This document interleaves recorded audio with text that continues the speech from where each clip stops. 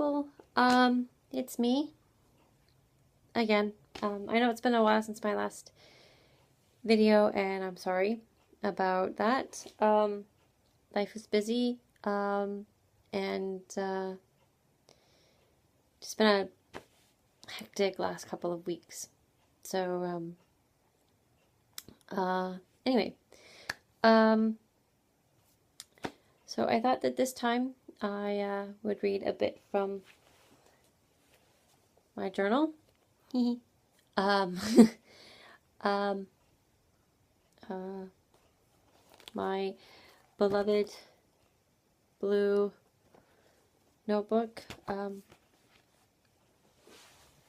want to get this right off. These are my feelings, my thoughts. So I ask for your respect and civility for that. If I say something that upsets you, sorry, but not really. I'm not going to purposefully hurt your feelings, but if something does, understand that that's my perception. Reality may be different, but that's my perception. So,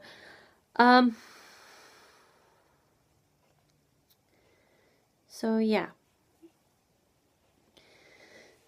So August 16th, Saturday. I woke up this morning feeling better, but still really tired. Neil apparently noticed. He wants me to take Sunday off, which is the next day tomorrow, off, which isn't that odd, with an allowance. That, however, is. I think that unloading some of my anger on a stupid anti-choice post on Facebook helped release some of the anger and frustration and let me feel some of the anger or something other than numb. After that, I was able to smile and laugh a bit with my children. Leo tried to massage my arm and shoulder, but touch that was meant to be loving and reassuring only felt rough and patronizing. I'm so tired of being tired. I'm exhausted. So the next one is August 22nd. So it's the Friday after. Didn't go running again this morning. Didn't go today either. I also slept through the morning. But since my period started, I feel a lot better. Sorry. Time to really start thinking about the questions that I asked myself. Question: why do I always snatch defeat from the jaws of victory? I'm afraid. I'm afraid that if I accomplish my goals, then there won't be anything else for me to work toward, and that I'm not worthy of the life I want for myself. So, next question, the follow-up question is, why do I feel like I don't deserve that life? The life I want for myself? The answer is, I have never felt a part of my own family. Or even my own life, sometimes. I've always been sort of detached from life. The last time I really felt happy, I was 7. I was truly content. I had a family. My life was stable.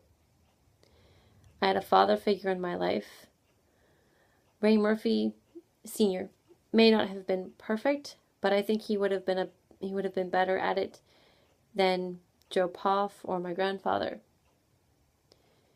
He definitely would have been easier to talk to than my grandfather was. And is.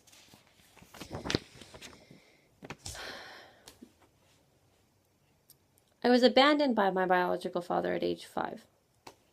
I can still see in my mind's eye, that little girl disappointedly waiting for her daddy to come and see her, to come pick her up, and crying because daddy never came. So there's dad, number 1, gone. Then the only father figure I had ever really known separated from my mother and left. Gone. So father number 2 is gone. And with him, the stability that I'd known. Joseph Puff, sorry Joe, but this is the truth, isn't a bad guy or even a bad dad. But as I got older, he kind of doesn't seem to know where the line is, you know? He did his best to provide for his kids, all 5 of us, and just couldn't. And when we were sent to go live with our grandparents, we didn't see much of our mother, yet alone Joe. And he really wasn't the kind of person to invite confidences. When we moved to Kelso, he didn't keep in touch with us. Mom, yes. The 3 of us, no. So father number 3 is gone. My grandfather also didn't inspire confidences and doesn't still. Maybe it's the age difference, the generational gap, and his not being very open with his own emotions. But I really don't remember a time when any of these men, any of them, pulled me aside and said, Nikki, I'm proud of you. I'm so proud of you. My grandfather saw the abuse that Anne was putting us through and didn't stop it, didn't try to protect us. So home was never a place to feel safe. You never knew what was going to happen to you at home. So for me, church and school were the safest places I had. Small wonder that I threw myself into both. So that's fathers 3 and 4. None of my uncles stepped in to fill that void. Barry tried a little. Lauren went AWOL. And the others just didn't seem to care that much. Looking back on it, there weren't any men in my early life who made a point to tell me how proud they were of me. That they valued me enough that I should value myself. So instead, what did I do? The same thing that girls like me have done since the end of time. I went looking for it in the arms of young men who made me feel wanted, but also made me feel like I should be grateful that they wanted me. Top of the list, Timothy James Garness, and fucking sue me. I don't care. He was 4 years older. He'd had more sexual experience than I did. And I think he used my desperate desire to be loved by anyone to get me to give him what he wanted. Looking back, I feel so used. Like he never really cared about me. He just wanted me to introduce him to my sister's friends, one of whom he actually dated. She was 14 at the time.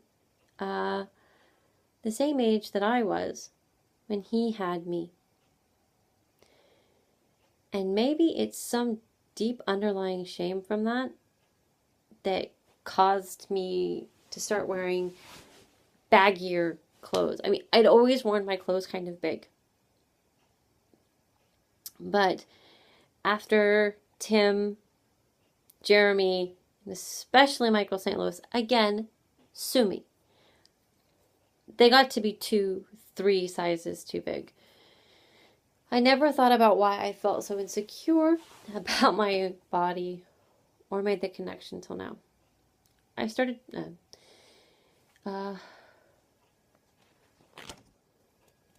So that's that.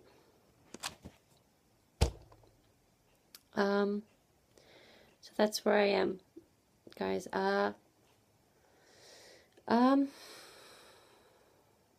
Yeah, trying to keep this under 15 minutes. So,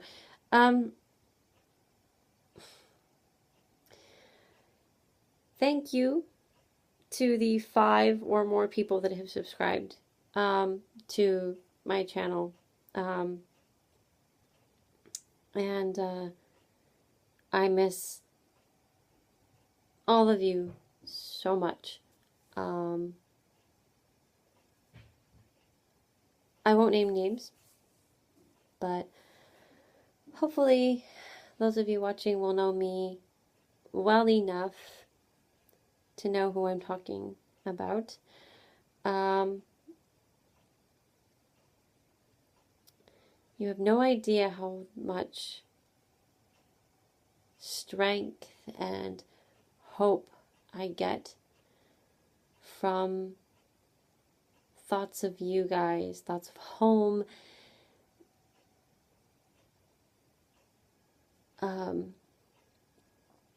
So thank you all so much for being there for me.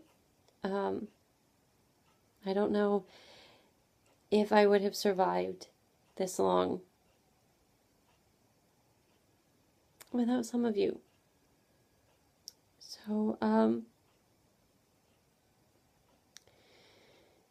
thank you.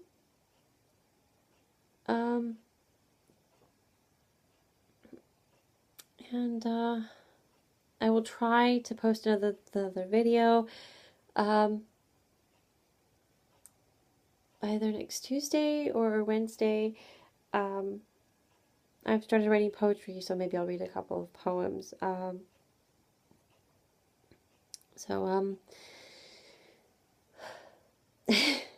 In the words of the incorrigible ticker,